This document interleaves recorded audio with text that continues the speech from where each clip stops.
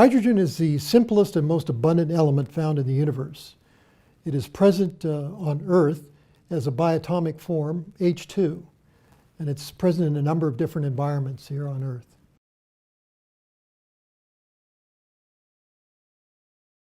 Well, primarily hydrogen is present as this bimolecular molecule. It is associated with a number of different environments. So it can be found, for example, in petroleum deposits. It can be found as a free hydrogen gas. And it can be found complexed in a number of different environments. For example, hydrogen dissolved in water. So what is hydrogen? It's the most abundant element in the universe. It's also the simplest element. It contains one proton and one electron. And that's why we like to show it in a very simplified format. It's a colorless, odorless, tasteless, non-toxic gas found in nature, as I mentioned, as H2. And you find H2 naturally. It's naturally in the soil. It's naturally in small amounts in the water. It's naturally, there's a very minute amount in the air that we breathe. But you can find higher amounts, for example, in oil wells or in deposits at the bottom of the sea that have trapped hydrogen. So it is available on our Earth as H2. So we know it as H2. Turns out it's a powerful antioxidant, but not too powerful. And this was one of the principal findings that was made in Japan by Professor Ota. He did an amazing study where he found that not only was hydrogen an antioxidant, that is, it was able to neutralize oxidative capacity in the cell, and I'll show you what that means in just a moment, but it was not too powerful because there's some very natural oxidants in our cells which are very important for signaling in the cell and for regulation of gene expression, so regulating our genes and so on. So it's important if we use an antioxidant that it's not too powerful. So it can neutralize or reduce very dangerous oxidants in our cells, and these dangerous oxidants account for a number of different problems, particularly in chronic illnesses. We have an excess of these produced in both acute and chronic illnesses. So it's something that we have to maintain control over in terms of maintaining control over our health. And the important thing, as I mentioned, hydrogen does not interfere with the signaling systems within the cell. So there's some very minor oxidants in the cell that are important in signaling and controlling gene regulation and so on. We don't want to interfere with those because that can cause catastrophic events.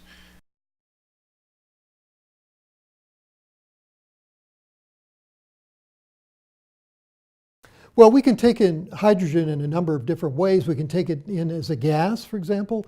We can take it in as a saline mix, or we can take it in as hydrogen-enriched water. Now, by far the simplest way to take in hydrogen is with hydrogen-enriched water, just by ingesting it, just by drinking.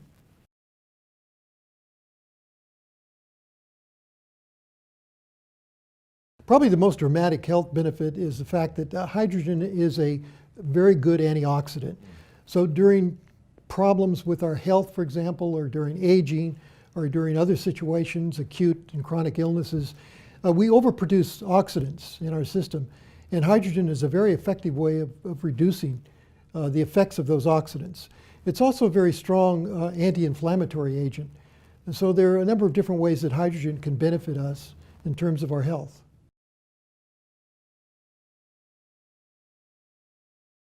Oh, it's absolutely safe. You know, one of the exciting properties of hydrogen, particularly in hydrogen-enriched water, is that it is extremely safe. You know, hydrogen has been used for a long time, many, many years, in commercial diving, for example, where divers have been exposed to long periods of time to hydrogen, much higher concentrations than we actually see in hydrogen-enriched water. So its safety record is absolutely excellent. So hydrogen is extremely safe. You know, and this is one of the things that we can all say about hydrogen, is it is very, very, very, very, very, very, very safe. And in fact, before I went to college, I worked as a professional diver. And we actually used hydrogen in our gas mixtures for deep diving. And it's been used commercially in deep diving for many, many years, ever since the 1930s. They've been experimenting with different gas mixtures to prevent decompression sickness, or the bends, in professional divers who work for long periods of time at great depth. So hydrogen has been put in the mixture with helium and oxygen, mostly not only to delete out the oxygen, but also to provide other properties as well.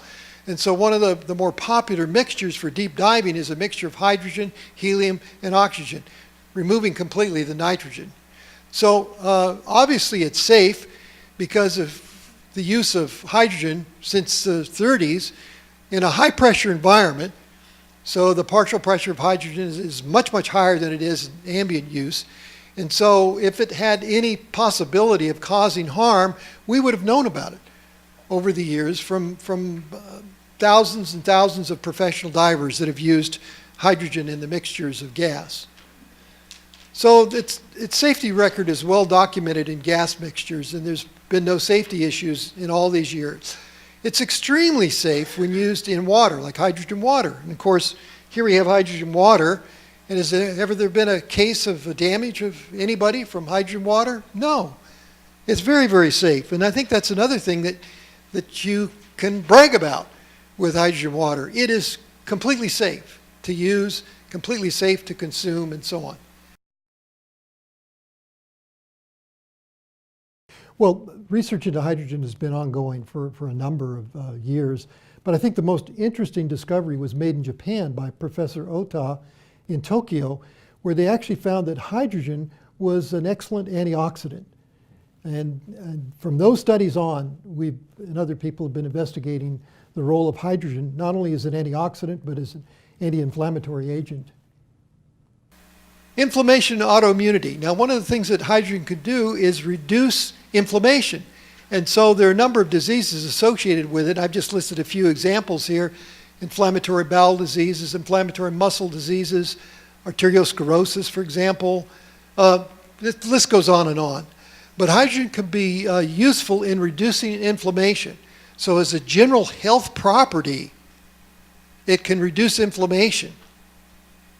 And there's some other autoimmune diseases that have inflammation as an aspect of the disease, like rheumatoid arthritis, sarcoidosis, and so on, multiple sclerosis. All these are very debilitating diseases. And what we want to do is help provide healthy cells and tissues. And that's what hydrogen helps to do.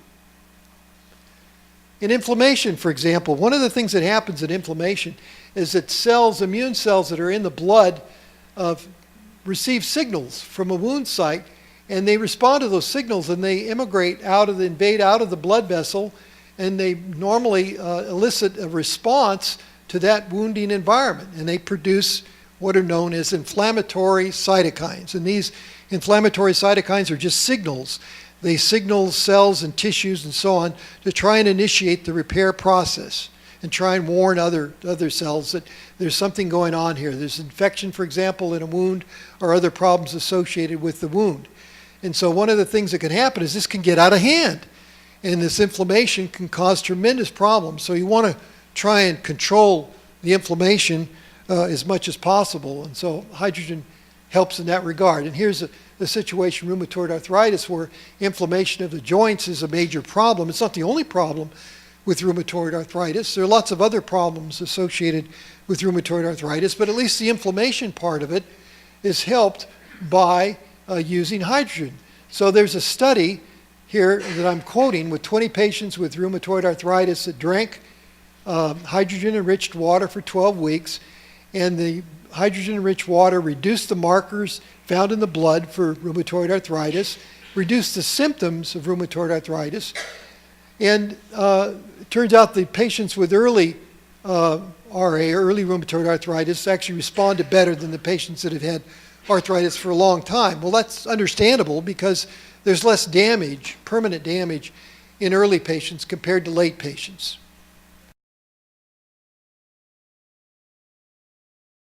You know, hydrogen has this very natural property where it can dissolve into and move across cell membranes. And of course, cell membranes separate every cell in our body. And even the central nervous system, which is separated by the blood-brain barrier, hydrogen can penetrate that. So essentially, hydrogen can get into any compartment within our body.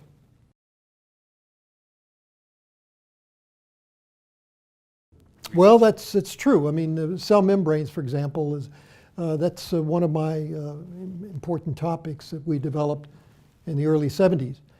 But I must say that hydrogen is a very, very interesting molecule in terms of its ability to penetrate not only into cells, but into the organelles inside cells and passing through various membranes.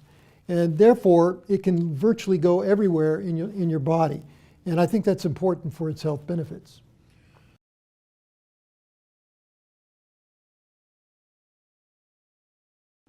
Well, it is, and it can penetrate very easily into every compartment of a cell, and that's not true for most other antioxidants. But there's another property of hydrogen which makes it unique, and that's that it's not an overly strong antioxidant.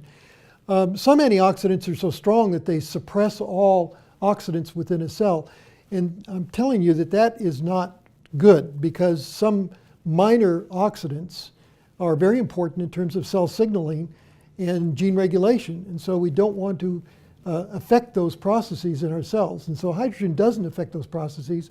It really goes after the most bad or strongest oxidants in the cell and inhibits those. Now, how does hydrogen get inside cells? Well, hydrogen has this very unique property that other antioxidants don't have. It can penetrate the cell membrane of a cell. Here's a cell, and this green barrier around here is the membrane around the cell, and hydrogen penetrates that fairly easily, and it gets into all the compartments of the cells. It gets into mitochondria, it gets into the nucleus, it gets into all these compartments of the cell, and it does that very easily. And that's a very important feature of hydrogen. So we don't have to invent fancy molecules to help get it in. It just gets in very naturally because of its structure. It will go in places where other antioxidants can't. And a good example of that is the central nervous system, which has a barrier around it called the blood-brain barrier, which prevents a lot of molecules from freely flowing in to our brains. Well, hydrogen can flow in through the blood-brain barrier very easily. So it's a very unique molecule in that respect, because there are not too many things that can do that.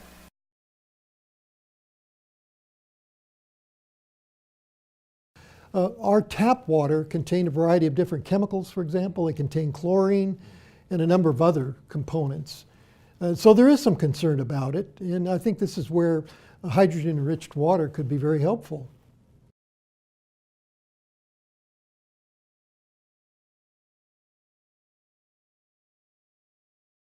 I think some of the studies that are being planned, which are studies involving hydrogen-enriched water and its role in anti-aging and its role in exercise performance, for example, are very exciting, and I look forward to doing those studies.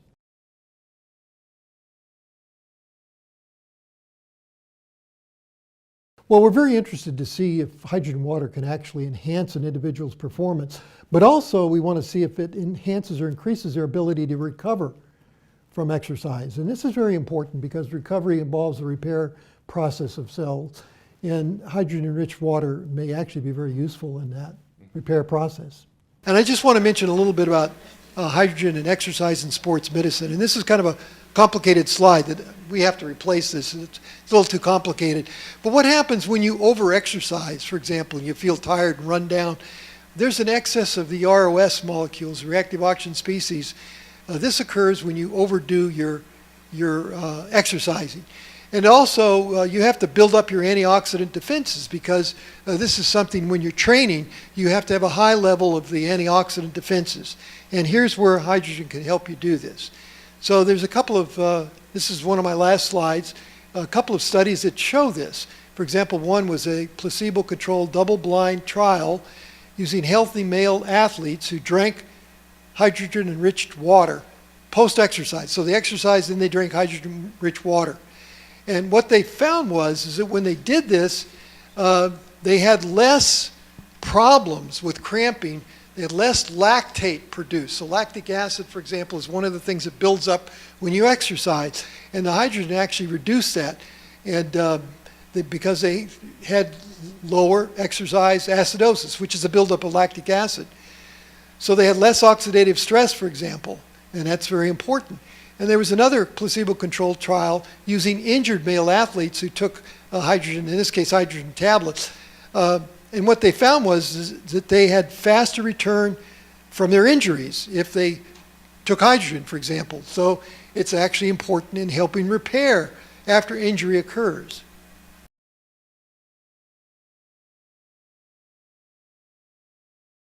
Well, I think we're going to concentrate on some of the cosmetic benefits of hydrogen-enriched water in terms of anti-wrinkle and skin quality. And that's one area that we're very interested in. But there's some other anti-aging effects as well. And we'll have to go into those in more detail later. Now let's talk a little bit about skin and aging, because as we age, we all know that our skin gets damaged. And it's mainly because of the radiation that on the skin, and also the other things that can do that are chemicals that, in the water and everything that you treat your skin with, in the air, for example, from smog and other things. So your skin is your outer barrier, and it gets really treated very badly environmentally. And so we need to do something about that. And hydrogen water turns out to be very good for protecting the skin, protecting not only against the damage of ultraviolet radiation, which can damage it and cause an increase in these bad ROS again, causing all kinds of damage, or in the case of chemicals, can do the same thing. And without going into detail, this is probably a little more detail than necessary, but the important thing is that we have to maintain the antioxidant systems in the skin in order to prevent aging from occurring, particularly premature aging. So if you want to prevent aging in the skin, you need to protect the skin from these ROS molecules, and hydrogen water is one way to do that. And I have a couple of studies here on hydrogen, skin, and anti-aging. So using hydrogen in the water, bathing in hydrogen water for 90 days, for example, significantly decreased neck, skin, wrinkles, and it stimulated collagen synthesis in the skin. Well, collagen is the matrix that helps support your skin. And when collagen gets degraded and gets kind of floppy, your skin gets kind of loose and wrinkled. And you want that to be really tense and tight. And so hydrogen will help do that. And so it will reduce wrinkles, for example. Drinking hydrogen water shows, in this particular study, a significant decrease in oxidative damage and oxidative enzymes that damage. So this is an important procedure for anti-aging. I'm just about done. So I'm not going to go through radioprotection. I just kind of mentioned that, but aged subjects, for example, that are treated. Subjects that are treated with hydrogen water, for example, show a reduction in skin inflammation and an increase in the synthesis of these collagen molecules. So it's very beneficial.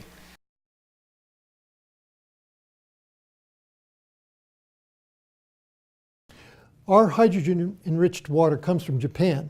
They're the only manufacturers of hydrogen-enriched water that are suitable for our studies.